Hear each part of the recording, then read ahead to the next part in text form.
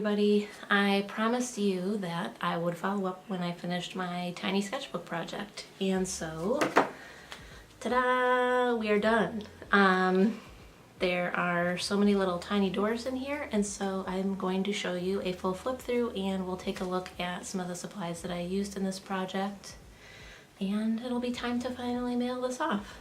And then it'll be available online sometime over the summer is what they projected, that everything would be digitized that was paid to be digitized by July. And then it'll be going a bunch of different places, and then internationally I know for sure they've said Paris and London, so that's pretty exciting. And will keep you guys in the loop when I am notified that everything is out and on tour finally.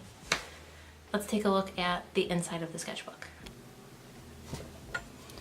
Okay, so here is the final result of the tiny sketchbook. And down here you can see my supplies. I have just a crap pencil. I think I got this at Halloween, so I used that to draw in my first sketches. And then most of the sketchbook was done with this retractable Sharpie pen, and this one, it has nice liquidy dark ink and it dries matte, so that's very nice, but unfortunately it ran out halfway through the project. So I discarded that and I started using another version of a Sharpie pen from my collection, and this is similar, more of a super fine, like almost felt tip at the end. I don't really know what you would call that. It's definitely not ballpoint. Doesn't really want to focus, but there you go. So nice fine tip pen there.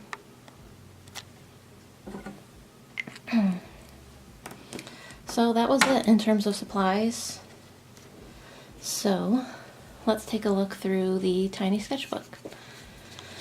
So with the cover, I knew that I wanted to do a combo of black and white just because of the craft material. It really lends itself well to that. So this is just a real simple door and just sort of like a dark window there, and it's got a little bit of like a dot texture going on there.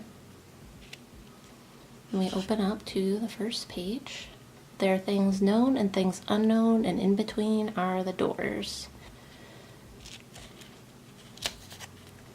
Here we go, number one. There were a lot of drawings that used stippling as the technique for the brickwork that tended to work really well on this small scale.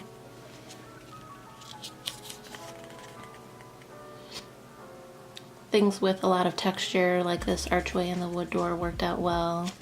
It was easy to showcase without having to get too intricate. Still really love this one with the little heart cut out.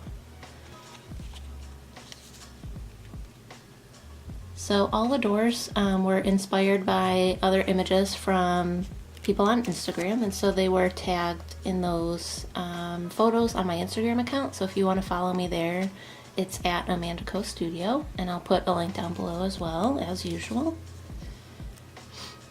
This is probably one of the ones that I dislike the most.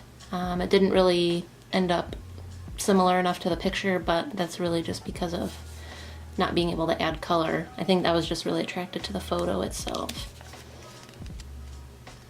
So a couple of them have some different foliage on the side, so this is one of those.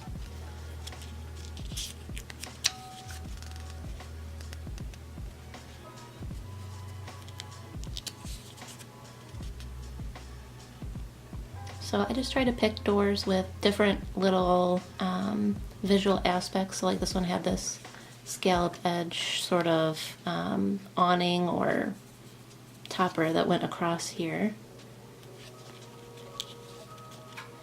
Here's one that was pretty time consuming. There was a lot of little tiny bricks in here, and just sort of showcasing that without going and making it look overworked was sort of what I was looking for with this one. And I definitely like the mirroring of the shape of the big door then with the little window on the side.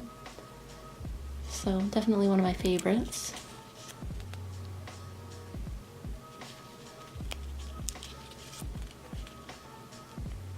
It was really interesting just to sort of follow a bunch of different accounts in terms of like architecture and travel photography, and really see doors from all over the world.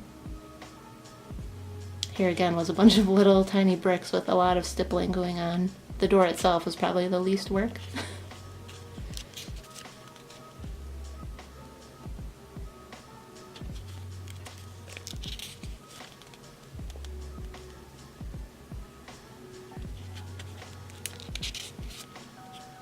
definitely like this shutter style. That one was fun to draw.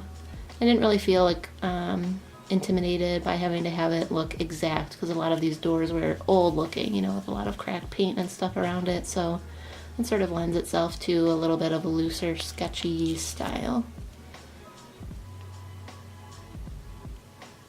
I really like this one for some reason. It was kind of odd, the photo where this like wooden bar over the top, this beam was just across in sort of a asymmetrical style across the building. So that really struck me, and I just really wanted to highlight that piece.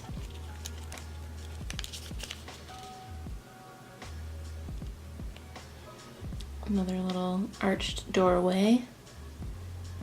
I will say that the retractable pen, which is more of a ballpoint style at the tip, was a little bit easier to sort of get the scratchy effect by sort of using the edge or like angling the pen to the side. So like working like very parallel to the page to sort of get a light scratchy effect. That was definitely easier with the retractable style.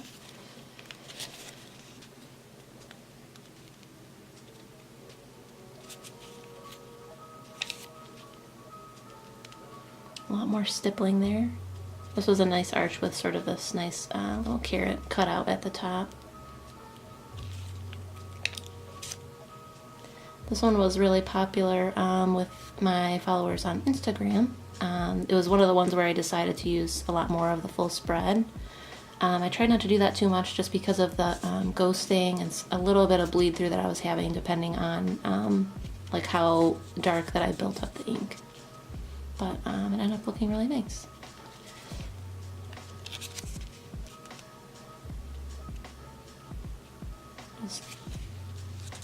Here's the other shuttery style door that I did. This one was fun. It was sort of this herringbone pattern.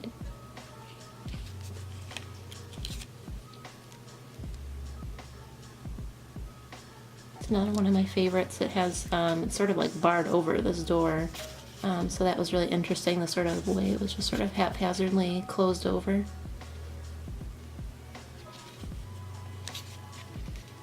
Two little, not quite twin doors. So that's another one that used the full spread.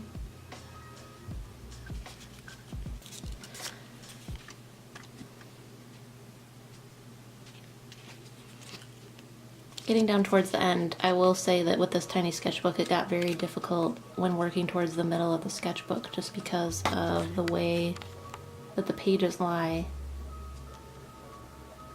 Let's see if I can get it to focus. You can really see that, how it's like built up so heavy, so you had to work around the spine of the pages, which was quite thick when you consider, you know, the scale of the drawing itself. So I just did this little like homey door for the ending. It's got a little bit of snow capped on top. It's sort of fitting with the weather that's happening here. And then at the end, just a little bit of information about me. And again, just my name on the back. And that's it for the tiny sketchbook.